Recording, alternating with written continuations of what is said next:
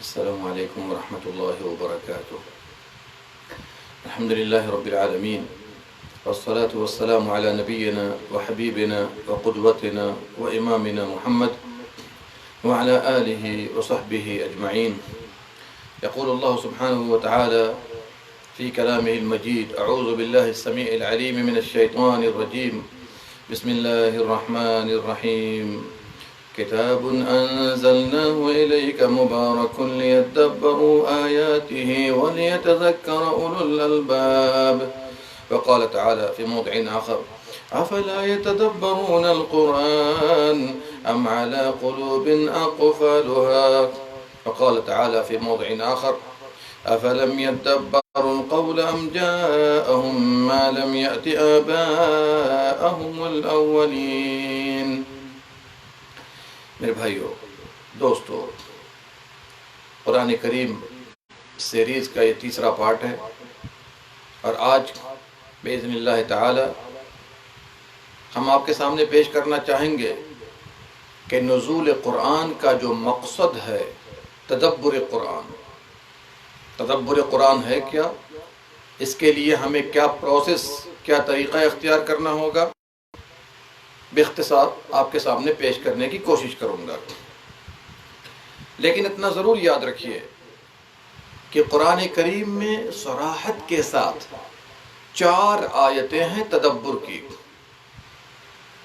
ان میں سے 2 سے 3 آیتیں تدبر پر اکساتی ہیں، اور 1 آیت ایسی ہے جو لوگ تدبر نہیں کرتے ہیں ان کے خلاف اللہ سبحانہ و تعالی ناراضگی کا اظہار کرتا ہے اور ان لوگوں کو یاد دلاتا ہے، ان لوگوں پر افسوس کرتا ہے کہ آخر وہ لوگ قرآن پر تدبر کیوں نہیں کرتے.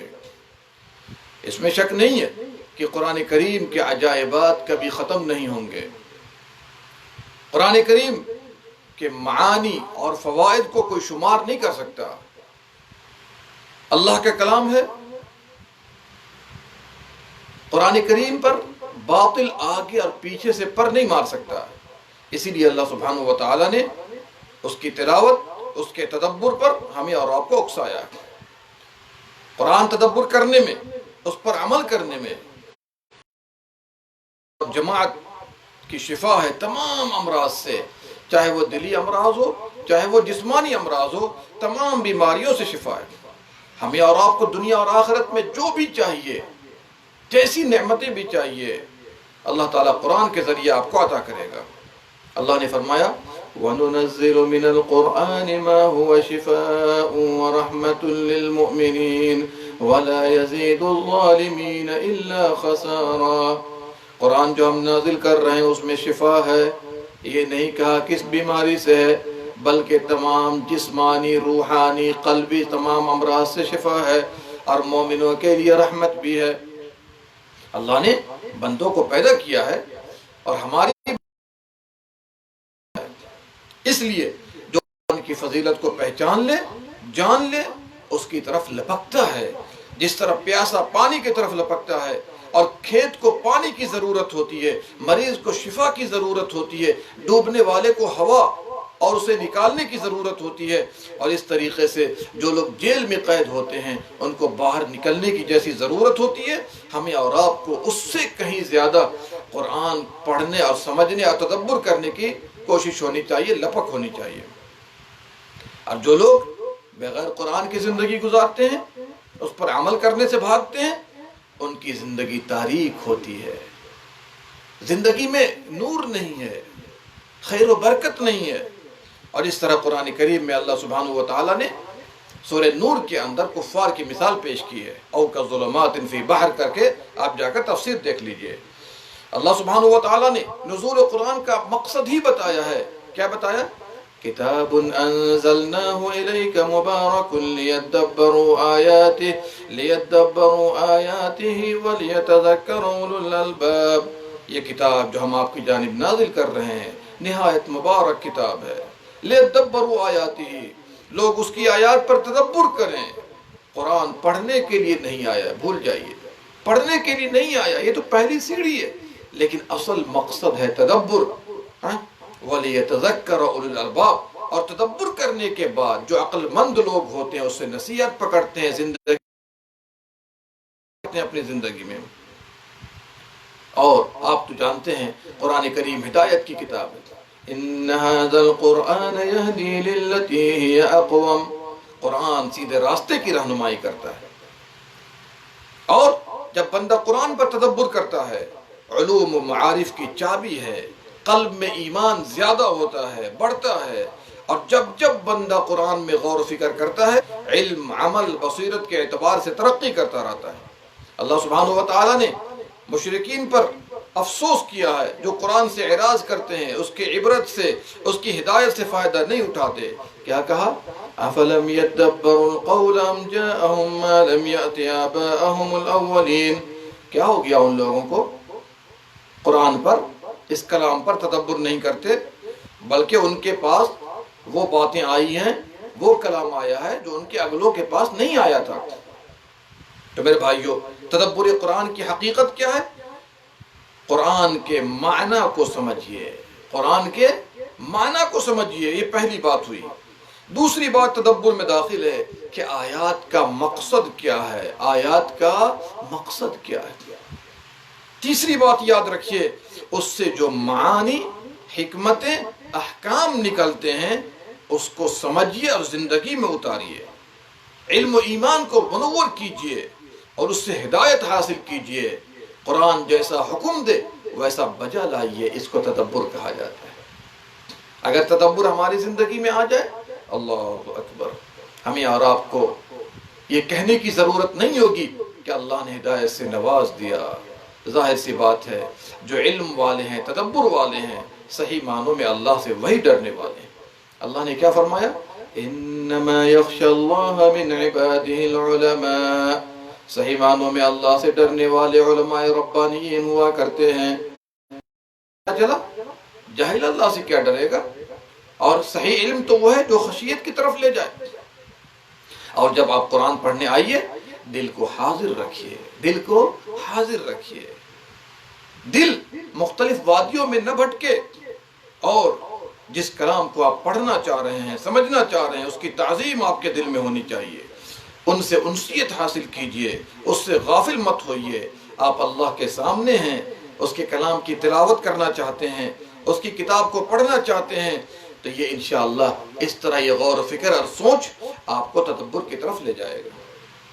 علامہ ابن القیم رحمہ اللہ اپنی مشہور کتاب الفوائد کے اندر فرماتے ہیں، اذا اردت الانتفاع بالقرآن فاجمع قلبك عند تلاوته وسماعه، اگر قرآن سے فائدہ اٹھانا چاہتے ہو تو تلاوت کے وقت، سننے کے وقت اپنے دل کو قید کر کے رکھو قرآن کے ساتھ۔ وَأَلْقِ سَمْعَكَ، اور اپنے کان کو لگا لو۔ اور اسی لیے فرمایا ہے إِنَّ فِي ذَلِكَ لَذِكْرَى لِمَنْ كَانَ لَهُ قَلْبٌ أَوْ أَلْقَى السَّمْعَ وَهُوَ شَهِيدٌ، اس میں نصیحت ہے، اس میں عبرت ہے ہر صاحب دل کے لیے۔ کون سا دل؟ تو ہر ایک کے پاس، زندہ دل انسانوں کے لیے۔ أَوْ أَلْقَى السَّمْعَ وَهُوَ شَهِيدٌ، اور اس کے لیے بھی جو دل سے متوجہ ہو کر کان لگائے اور حاضر بھی ہو۔ کیا پتا چلا کہ فائدہ وہی اٹھائے گا جس کا دل زندہ ہو، اور جب سنے، کان لگا کر سنے، متوجہ ہو، حاضر ہو، تو اللہ سبحانہ و تعالی کلام الہی کا فائدہ اس کو پہنچاتا ہے۔ اور اسی لیے سورہ یاسین کے اندر آپ نے کیا سنا؟ لِيُنذِرَ مَن كَانَ حَيًّا، اسے ڈرائیے جس کا دل زندہ ہو۔ جی اسی لیے کفار کو اللہ تعالیٰ نے مردہ کہا ہے۔ کیوں؟ اس لیے کہ ان کا قلب میت ہو چکا ہے۔ جب دل بھول جاتا ہے، غائب ہو جاتا ہے، تو قرآن پر تدبر نہیں کر سکتا ہے۔ تو آئیے، بات طویل نہ ہو، ہم آپ کو بتائیں گے کہ قرآن کریم میں تدبر کرنے کا طریقہ کیا ہے۔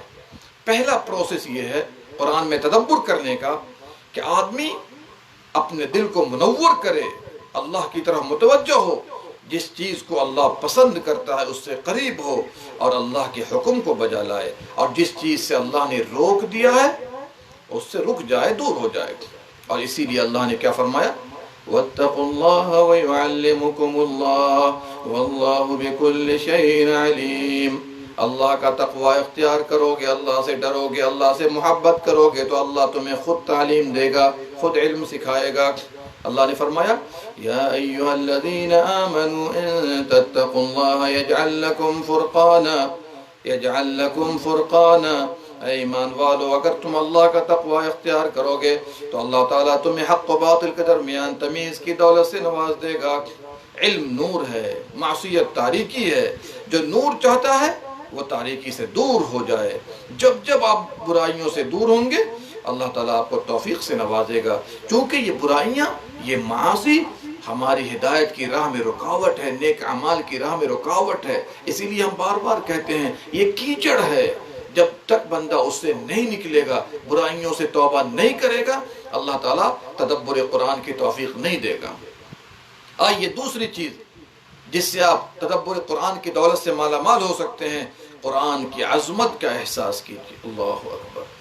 یا آپ کے اندر یقین ہونا چاہیے کہ آپ قرآن کے ساتھ زندہ ہیں، قرآن کے بغیر میت ہیں اور مردہ ہیں۔ آپ قرآن کے ساتھ دیکھ رہے ہیں، اگر قرآن کو چھوڑ دیں گے تو اندھے ہو جائیں گے، نابینا ہو جائیں گے۔ قرآن کے ساتھ ہدایت یافتہ ہیں، اگر قرآن کو چھوڑ دیں گے تو گمراہ ہو جائیں گے۔ یہ بھی احساس ہونا چاہیے قرآن اللہ کا کلام ہے، اللہ نے کلام کیا، جبریل کو دیا، کیا، محمد صلی اللہ علیہ وسلم کے دل پر اتارا، پڑھ کر سنایا۔ ہمارے اور آپ کے حبیب محمد صلی اللہ علیہ وسلم نے صحابہ اکرام کو پڑھ کر سنایا۔ اب آپ غور کر لیجئے، اگر یہ احساس ہمارے اندر پیدا ہو جائے تو ہم انشاءاللہ قرآن کی عظمت کو سمجھیں گے۔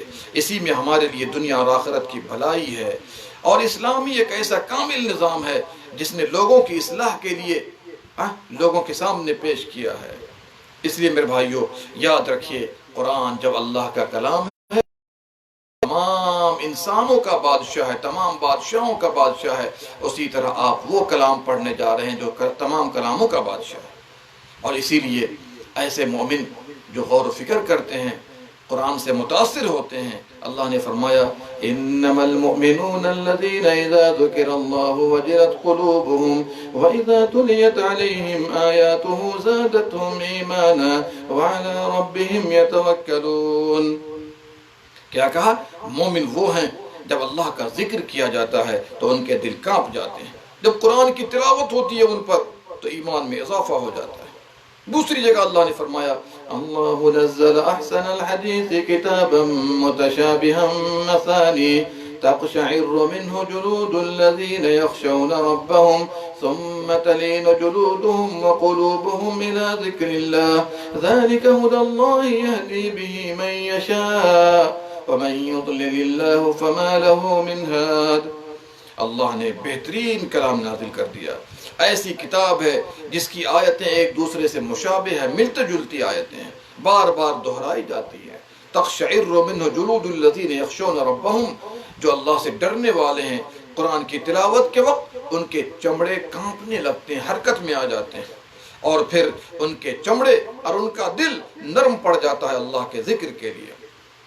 میرے بھائیو یاد رکھیے، اللہ تعالیٰ نے ان اہل ایمان کی تعریف کی ہے جو اللہ سے ڈرتے ہیں، ان کے چمڑے کانپ جاتے ہیں قرآن کریم سے۔ تو اس لیے یاد رکھیے گا، تدبر اسی وقت کی تعظیم ہو، اس کے کتاب کی تعظیم ہو۔ آئیے تیسری بات تدبر کے حوالے سے کہ جب آپ قرآن پڑھنے بیٹھیں یہ ضرور احساس کیجئے کہ قرآن آپ کو مخاطب کر رہا ہے، قرآن آپ کو مخاطب کر رہا ہے۔ اور ہر آدمی اگر یہ خیال کر لے کہ قرآن ہم پہ نازل ہو رہا ہے اور جو بھی آیت پڑھ رہے ہیں قرآن آپ کو مخاطب کر رہا ہے، آپ کو پیش کر رہا ہے، آپ اس کے مخاطب ہیں، تو انشاءاللہ سب سے زیادہ فائدہ اٹھائیں گے۔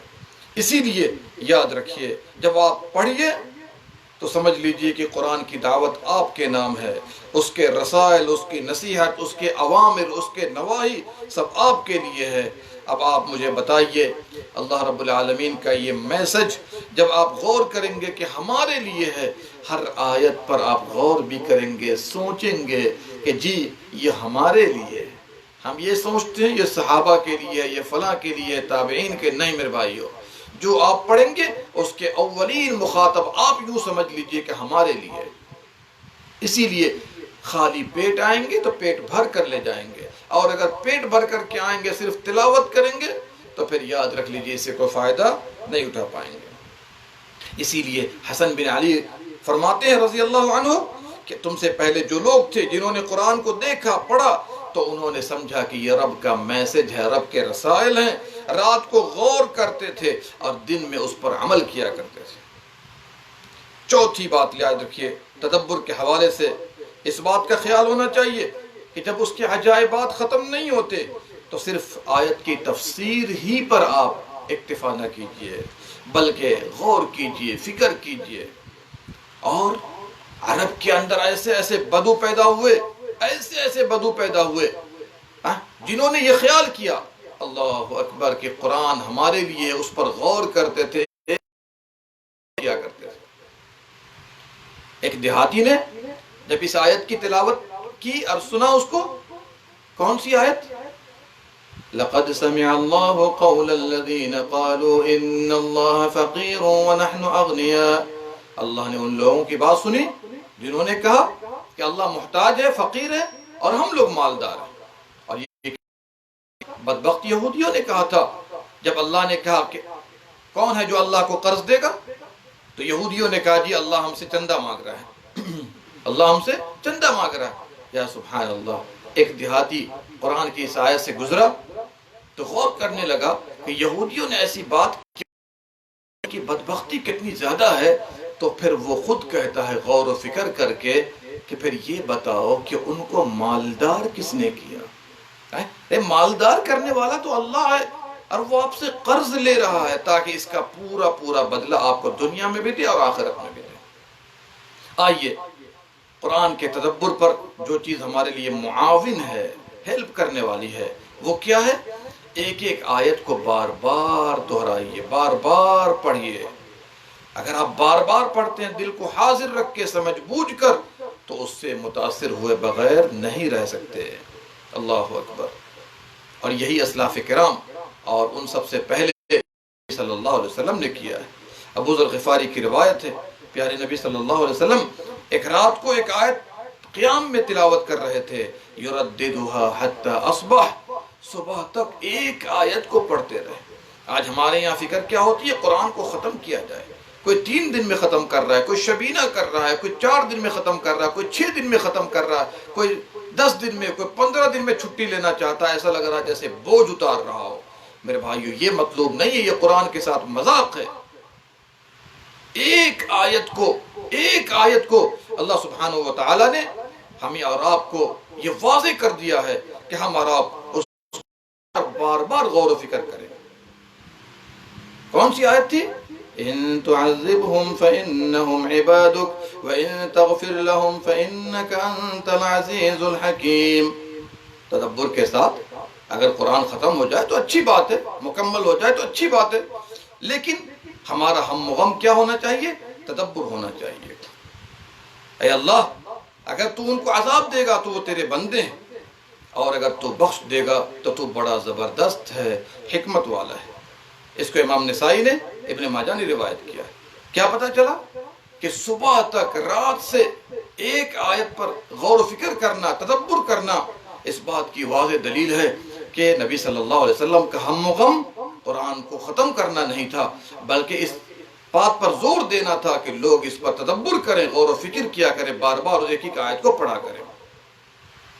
اسی طرح بعض سلف نے کہا کہ میں سورج شروع کرتا ہوں، بعض آیت سے گزرتا ہوں تو ایک آیت پر، 2 آیت پر اس قدر غور و فکر کرتا ہوں کہ صبح ہو جاتی ہے۔ کیا پتہ چلا؟ کہ ہمیں اور آپ کو بھی ان کی راہ لینی چاہیے اور قرآن پر تدبر۔ حسن سے مروی ہے کہ وہ رات کو ایک آیت کو بار بار پڑھتے رہے، تکرار کے ساتھ پڑھتے رہے، یہاں تک کہ صبح ہو گئی۔ کون سی آیت ہے؟ وَإِن تَعُدُّوا نِعْمَةَ اللَّهِ لَا تُحْصُوهَا إِنَّ اللَّهَ لَغَفُورٌ رَحِيمٌ۔ اگر تم اللہ کی نعمتوں کو شمار کرنا چاہو تو شمار نہیں کر سکتے، اور اللہ تعالیٰ بخشنے والا ہے، بڑا مہربان ہے۔ ان سے کہا گیا کہ اس میں کون سی بات ہے جو آپ بار بار پڑھ رہے ہیں؟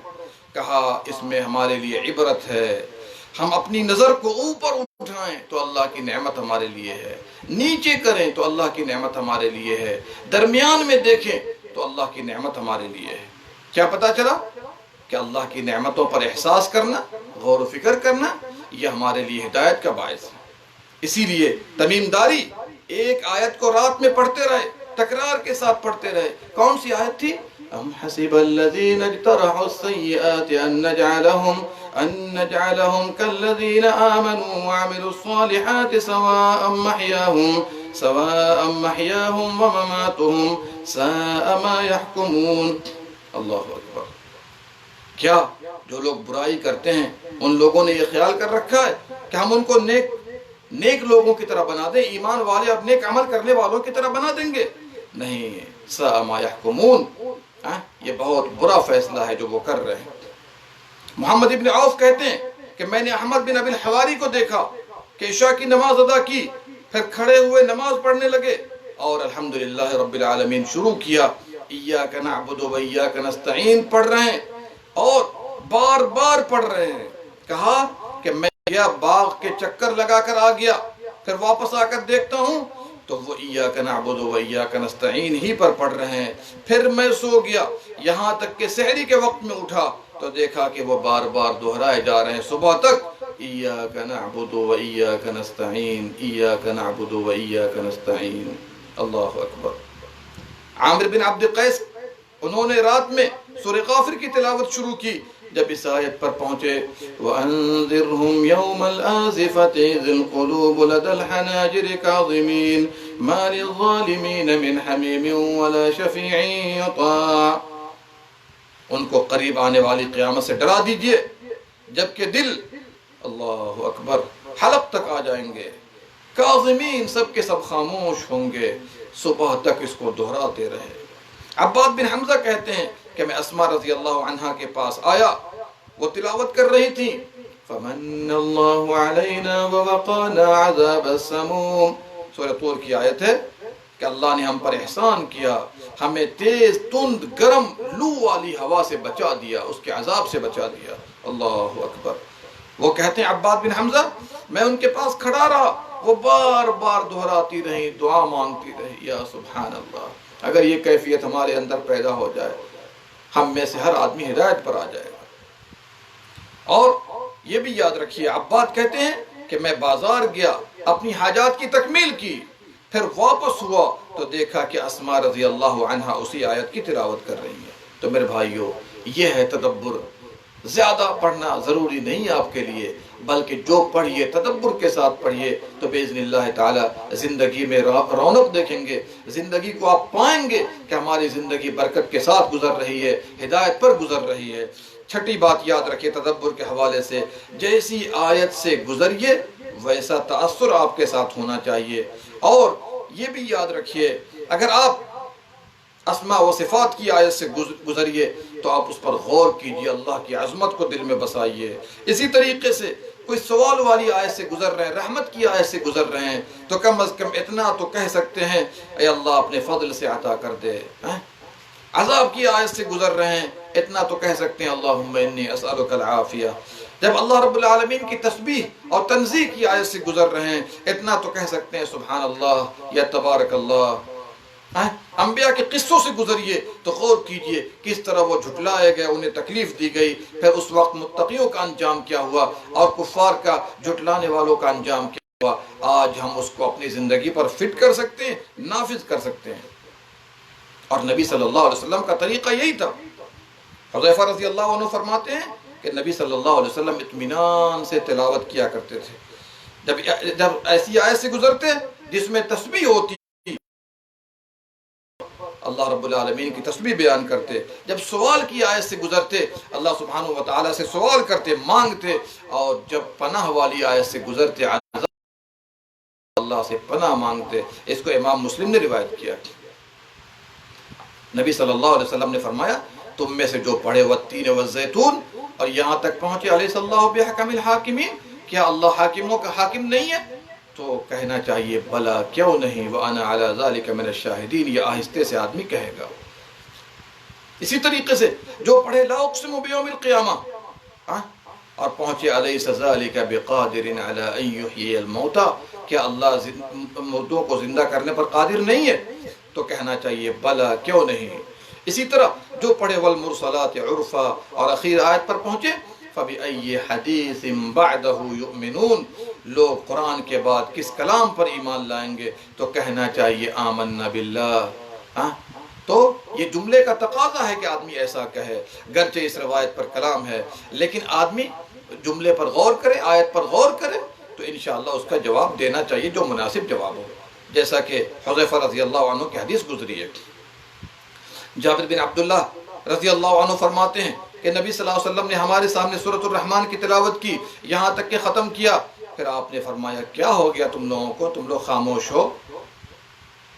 جواب دینے میں جن تم سے بہتر تھے، جب بھی ہم اس آیت سے گزرے جنوں کے پاس، فَبِأَيِّ آلَاءِ رَبِّكُمَا تُكَذِّبَانِ، تم اپنے رب کی کون کون سی نعمتوں کو جھٹلاؤ گے؟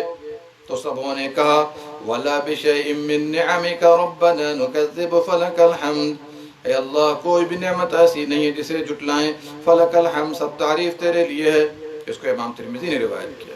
ساتویں بات یاد رکھیے، تدبر کے اطمینان و سکون سے تلاوت کیجیے، دل حاضر ہو، اطمینان و سکون ہو، زیادہ پڑھنا مقصد نہ ہو۔ 2 پارے 4 پارے 6 پارے 7 پارے لوگ حافظوں کو رکھ رکھ کر کے ایک ایک رات میں ختم کرا دیتے ہیں۔ میرے بھائی اطمینان و سکون سے پڑھیے، رب کا کلام ہے، رب آپ کو مخاطب کر رہا ہے، آپ اس کا کلام پڑھ رہے ہیں، تیز پڑھنے کی اور ایسی تلاوت کی کیا ضرورت نہ ہو، کلیئر نہ ہو، غور و فکر کر کے پڑھیے، عقل کا استعمال کیجیے اور قرآن کا جو تقاضا ہے، آیات کا جو ڈیمانڈ ہے اس کو پورا کیجیے۔ 8ویں بات یاد رکھیے کہ ہمیں اور آپ کو چاہیے آیت کی تفسیر کا مطالعہ بھی کریں، اور کون سی تفسیر؟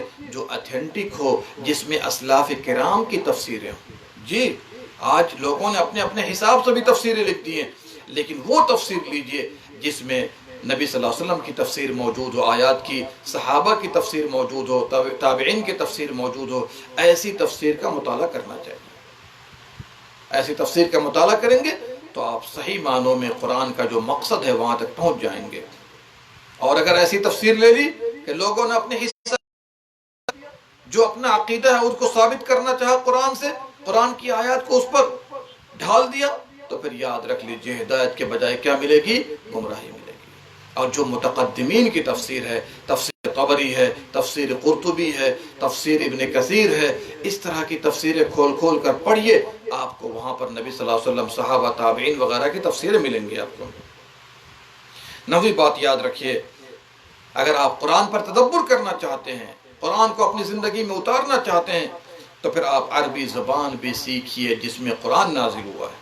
جی ہمارے پاس وقت کی کمی نہیں ہے، بس ترتیب دینے کی ضرورت ہے۔ اگر آپ نے سیکھ لیا تو ایک تو نئے نئے مفسرین جنہوں نے قرآن کے اندر تحریف سے کام لیا ہے، اپنا معنی مطلب لگانے کی کوشش کی ہے، ان کی ریشہ دوانیوں کو بھی سمجھیں گے، اور ساتھ ساتھ جتنا پڑھیں گے اللہ اکبر اطمینان میں اپنے آپ کو داخل کریں گے اور سمندر میں داخل ہو جائیں گے، اور جس حساب سے آپ کو تیرنا معلوم ہوگا، جتنا علم ہوگا، اسی حساب سے موتی اور گوہر لے کر نکلیں گے۔ 10ویں بات یاد رکھیے کہ ہمیں اور آپ کو چاہیے کہ جب ہم قرآن پڑھنے بیٹھیں تو قرآن کی آیات کو اور جو ہم جس حالت میں اور جس ماحول میں ہم زندگی گزار رہے ہیں دونوں میں جوڑ پیدا کرنے کی کوشش کی۔ اپنے ماحول میں کچھ کمی ہے تو اس کو سدھارنے کی، اصلاح کرنے کی کوشش کیجیے۔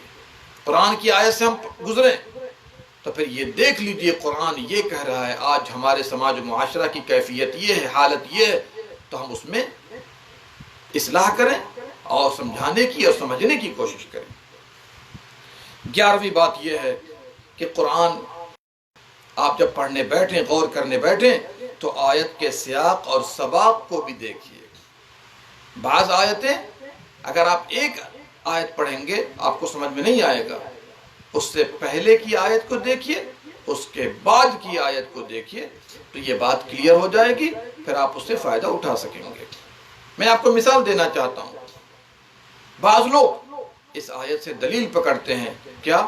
وَلَوْ أَنَّهُمْ إِذْ ظَلَمُوا أَنفُسَهُمْ جَاءُوكَ فَاسْتَغْفَرُوا اللَّهَ وَاسْتَغْفَرَ لَهُمُ الرَّسُولُ لَوَجَدُوا اللَّهَ تَوَّابًا رَحِيمًا۔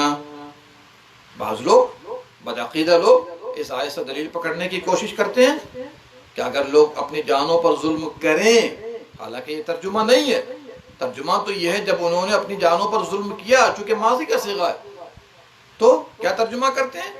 جب ظلم کریں آپ کے پاس آئیں، اللہ سے استغفار کریں، آپ سے بھی استغفار کریں، تو وہ اللہ کو توبہ قبول کرنے والا، رحم کرنے والا پائیں گے۔ سیاق و سباق پڑھیے گا تو ساری آیات منافقین کے بارے میں، کس کے بارے میں؟ اس سے پہلے کی آیت میں رَأَيْتَ الْمُنَافِقِينَ يَصُدُّونَ عَنْكَ صُدُودًا، اور اس لیے آپ کے پاس بھیجا گیا ان کو چونکہ انہوں نے آپ کی شان میں گستاخی کی ہے، اس بنا پر بھیجا گیا، ورنہ گناہوں کی معافی کے لیے نبی کے پاس آنا ضروری نہیں ہوتا، بلکہ آدمی صدق دل سے توبہ کر لے، اللہ معاف کرنے والا ہے۔ لیکن آج بدعقیدہ لوگوں نے اس آیت کو نبی صلی اللہ علیہ وسلم کے وسیلے، ان کی ذات کے وسیلے، اس طرح کے وسیلوں کے لیے پیش کرنے کی کوشش کی ہے، تو سیاق و سباق سے ایسی بات سمجھ میں نہیں آتی اور آیت میں تحریف کر کے وسیلے کو ثابت کرنے کی کوشش کرتے ہیں۔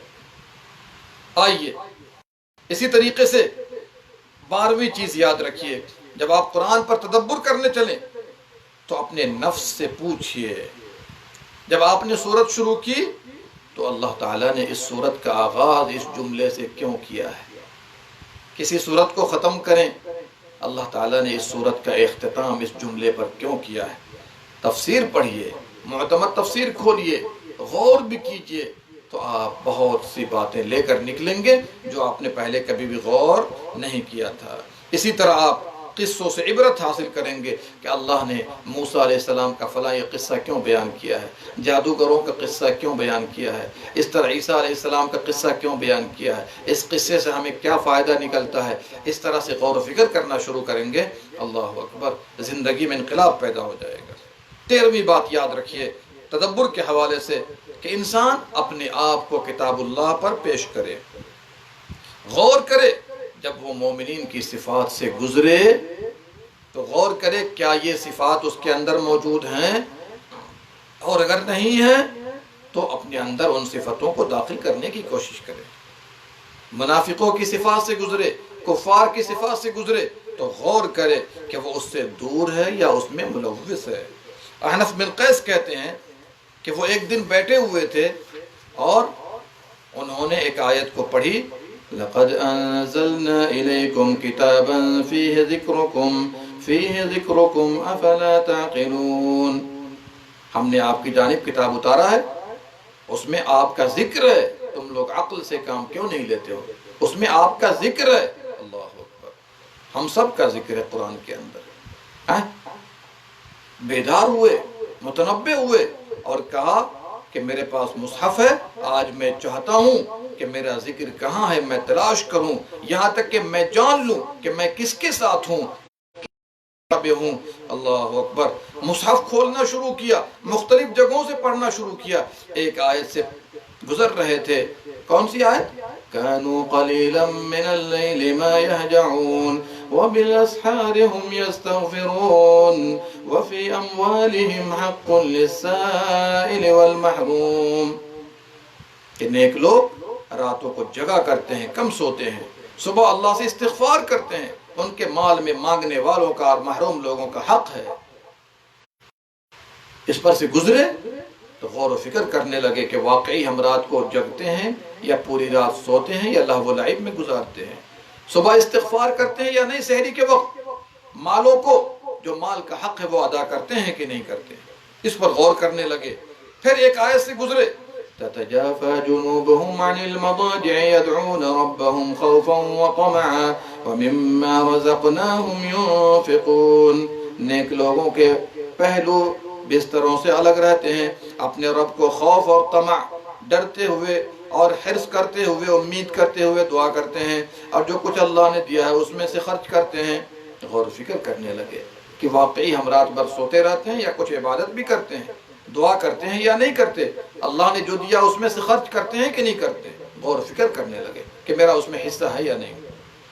پھر ایک آیت سے گزرے، وَيُؤْثِرُونَ عَلَىٰ أَنفُسِهِمْ وَكَانَ بِهِمْ خَصَاصَةٌ وَمَن يُوقَ شُحَّ نَفْسِهِ فَأُولَٰئِكَ هُمُ الْمُفْلِحُونَ۔ اللہ اکبر، نیک لوگ دیتے ہیں خود نہیں کھاتے بھائیوں کو کھلا دیتے ہیں، کچھ نہیں لیتے خود نہیں لیتے بھائیوں کو دے دیتے ہیں، گرچہ انہیں اس کی محتاجی ہوتی ہے۔ جو نفس کی بخالت سے بچا لیا گیا وہی لوگ کامیاب ہیں۔ رک گئے، پھر کہنے لگے خود ہی کہ اللہ میں اپنے نفس کو ان چیزوں میں نہیں پاتا ہوں۔ کتنی بڑی کمی کا احساس کیا۔ ہمارے اندر کمی کا احساس ہو جائے تو اصلاح کرنا آسان ہو جائے گا۔ آج ہم صرف میسیج بھیجنے کے چکر میں ہیں، آج ہم صرف شیئر کرنے کے چکر میں ہیں، آج ہم صرف بار بار انٹرنیٹ کھولنے اور واٹس ایپ اور فیس بک کے چکر میں لگے ہوئے ہیں۔ میرے بھائیوں، ان چیزوں کو بند کیجئے، قرآن کھولیے اور پہچان کیجئے کہ آپ کہاں ہیں۔